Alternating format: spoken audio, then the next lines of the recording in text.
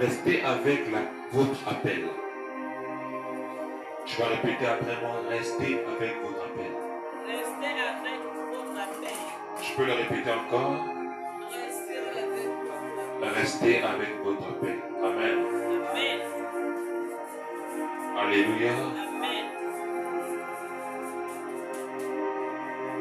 Restez avec votre appel. Cet enseignement te bénira. Amen. Oui. Alors, le thème de ce soir est intitulé Restez avec votre appel. Amen. Alléluia. Vous savez, pour un papa qui a réussi dans sa vie, pour un père qui a beaucoup accompli dans sa vie, avant qu'il puisse mourir, vous savez très bien que lorsque la mort va le surprendre, il laisse un héritage qu'il va laisser à ses enfants, n'est-ce pas? Alléluia. Et vous savez, si pour ce papa, c'était quelque chose de difficile qu'il a construit dans les difficultés, il parlera sérieusement avec ses enfants, n'est-ce pas?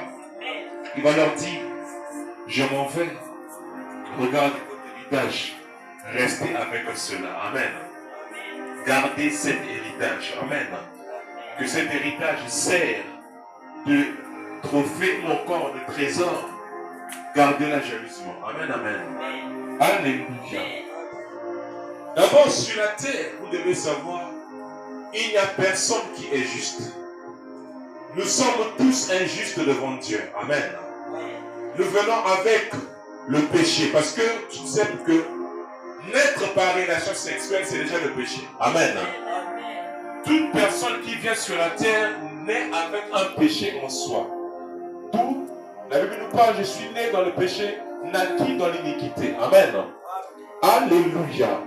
Car nous venons comme ça dans le péché.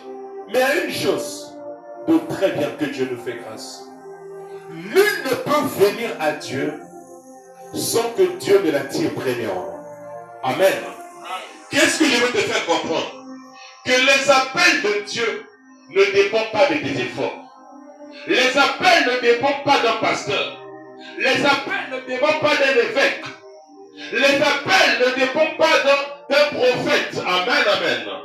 Les appels dépendent et émanent de l'Éternel. Alléluia.